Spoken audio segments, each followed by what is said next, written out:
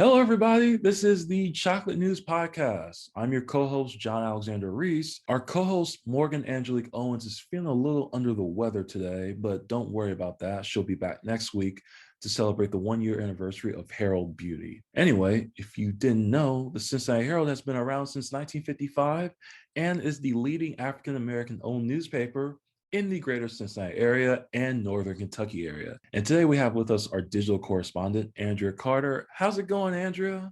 Fine, John. How are you today? I am doing fantastic. It's cold here in Cincinnati, but you know what? I'll deal with it. Yeah, I'm after 2 weeks of being in warm weather. I am not used to this cold. Yeah, I feel that. Well, in Cincinnati, it was 72 on Christmas Day, so I should have figured it was all downhill from there. Oh, see, that's unreal. It's just unreal. This weather is crazy. It's just so crazy. But at least we're not in DC. That's the good thing I can say. We're not in DC. That's true. That's true. So Andrea, what's the chocolate news of the week? Well, I think what I'm going to do is I'm going to start out because we have a lot going on this week. So I'm going to start out with fun first and then make my way to history. Ooh, so fun first is that the Bengals beat Kansas City Chiefs to be clinched the AFC North title. So woohoo, the Bengals. Yeah, we haven't been exciting. Here in a long time. I think it's been at least 6 or 7 years. Yes, it's been a while since we have clinched, and it's kind of like, oh my God, they did it. Oh my God. I mean, I was listening to, as I was driving back to Cincinnati, I was listening to the sports talks radio, and they were even questioning, should we even call them the Bungles now? Do we have to give up that title? Which, when you have someone nationally saying need to give up that nickname for the Bengals, the Bungles, they're doing something right. Now, whether or not they make it through the playoffs to the Super Bowl, that's another issue.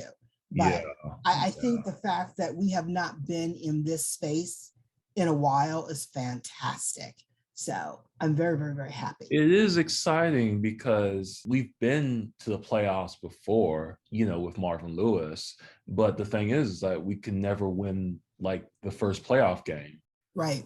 So if we can get past that stigma of one and done, and if we can make it to, Super Bowl or almost Super Bowl, then that means that we no longer have to call them the Bungles. And that also means that we can look forward to a tougher season next year because they're playing so strongly this year. So I think it's an exciting time. They still got to work on their offense.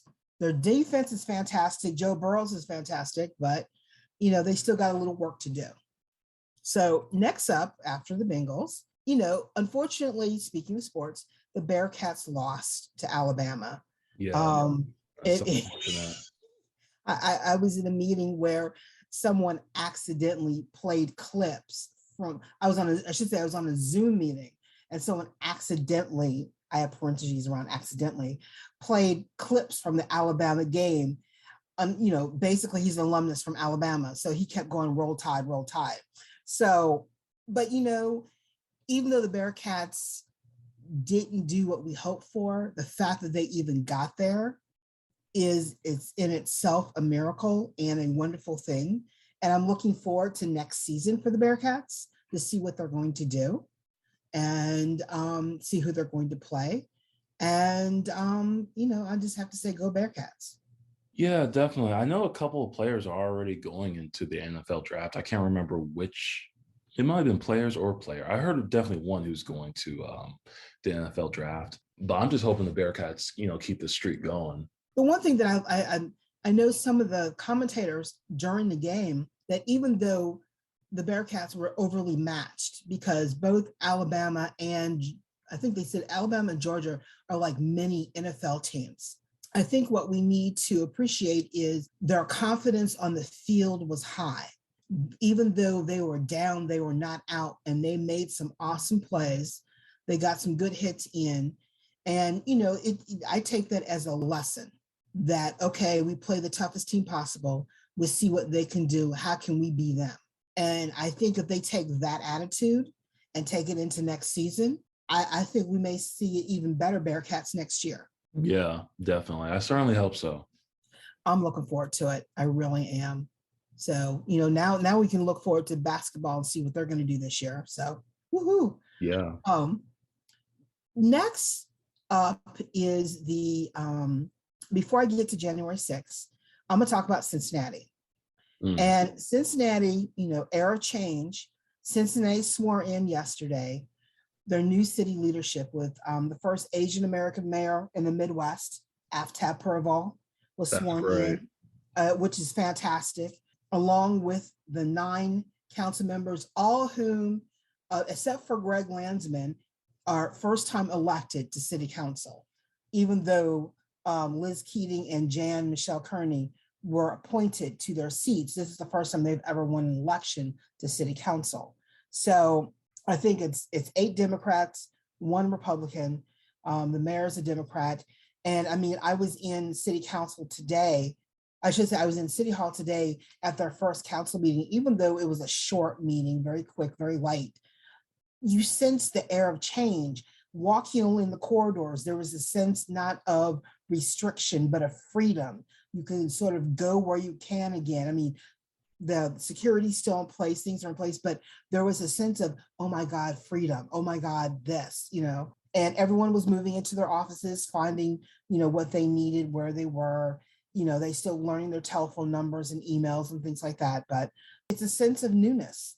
Like we wrote in our story, the Cincinnati residents wanted change in leadership, change in style, change in attitude. And I think probably change in terms of more of with the times of where residents are in terms of what they want, the convenience, the on-demandness, the fact that the city is going to become bicycle friendly or more bicycle friendly, more eco-friendly, more this than what has been in the past. So it's going to be interesting to see what happens as these new leaders get started.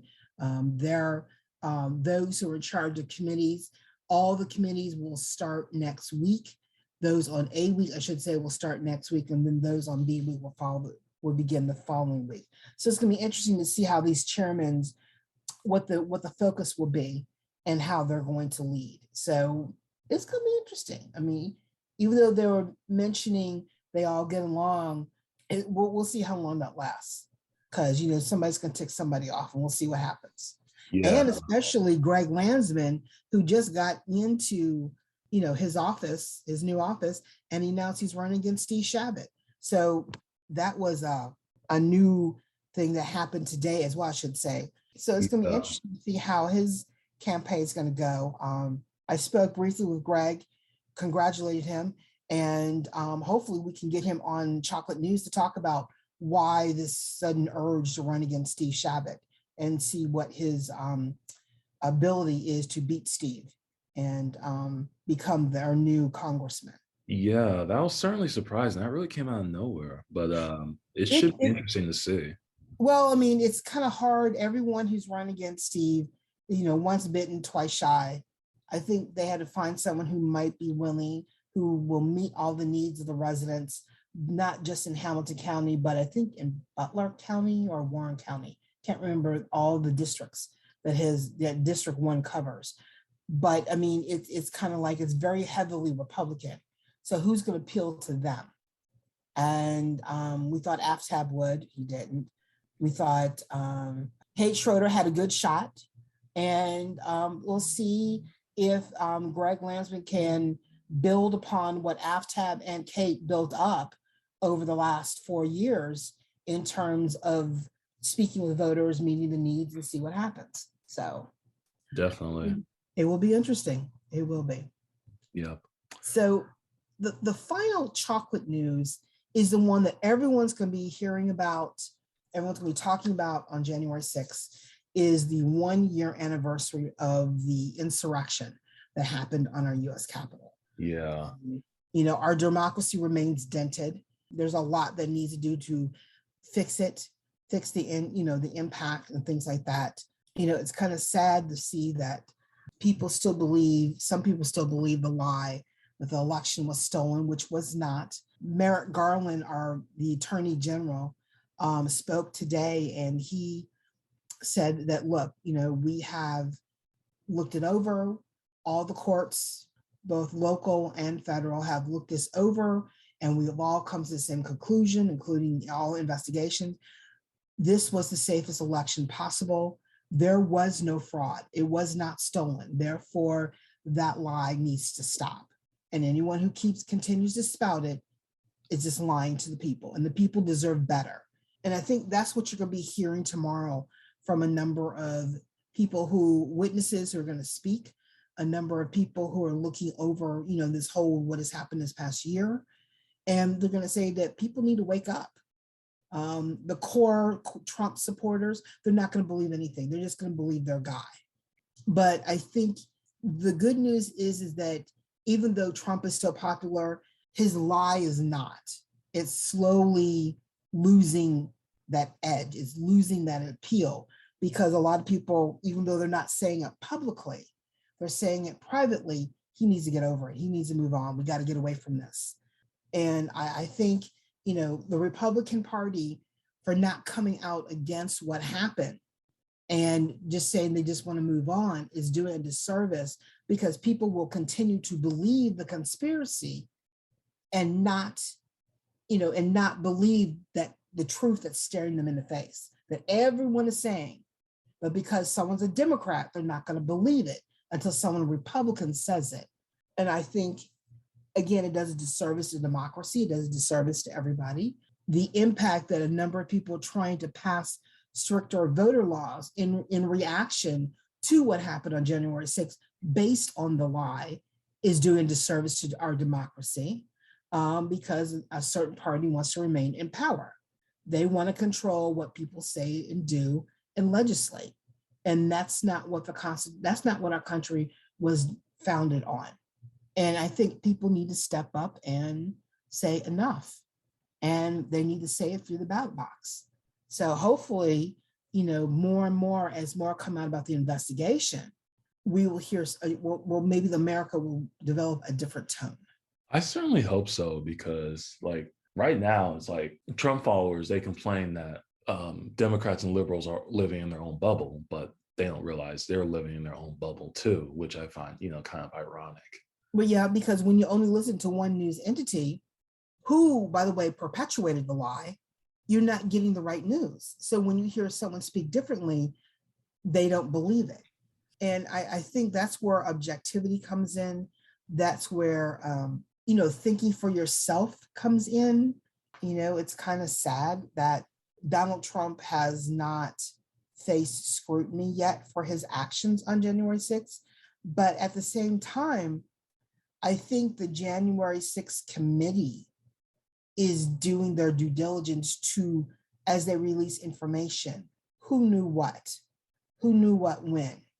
And I think the fact that Sean Hannity is now being, his text messages are being presented by the committee, showing that he knew something was going on behind the scenes, even though he was telling the public something else on his TV show.